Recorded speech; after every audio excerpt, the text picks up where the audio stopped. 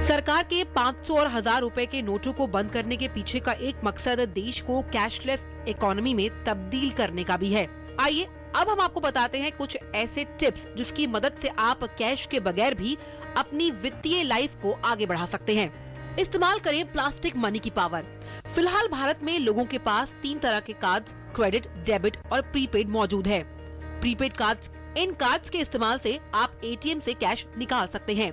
Cash ना होने जैसी स्थिति में ज्यादातर स्टोर्स पर आप इनके इस्तेमाल से अपनी जरूरत की चीजें खरीद सकते हैं। नेट बैंकिंग, कैशलेस होने का सबसे जाना माना तरीका है नेट बैंकिंग, यानी इंटरनेट के मदद से की जाने वाली बैंकिंग, जहां आप घर बैठे अपने बैंक की वेबसाइट पर लॉगिन कर ऑनलाइन ट्रांजैक्शन कर सकते हैं। नेट बैंकिंग के जरिए आप एक दिन में ज्यादा से ज्यादा 2 लाख रुपए तक का लेन देन कर सकते हैं, जिसके लिए आपको 5 रुपए से 55 रुपए तक की ट्रांजैक्शन कॉस्ट देनी पड़ती है। इसी साल अगस्त में 19 बैंकों ने मिलकर यूनिफाइड पेमेंट इंटरफेस, जिसे यूपीआई कहा जाता है, उसे शुरू किया। इस सुविधा के तहत एक क्लिक और 2 फैक्टर वेरिफिकेशन के बाद आप पैसों को इन 19 बैंकों में कहीं भी ट्रांसफर कर सकते हैं। आपको अपने स्मार्टफोन पर इससे जुड़ा हुआ ऐप डाउनलोड करना होता है। ई वॉलेट एक तरह का ऑनलाइन प्रीपेड अकाउंट होता है, जहां आप अपनी सहूलियत के हिसाब से पैसे जमा करवा सकते हैं और इन जमा पैसों से मन मुताबिक ट्रांजैक्शन कर सकते हैं।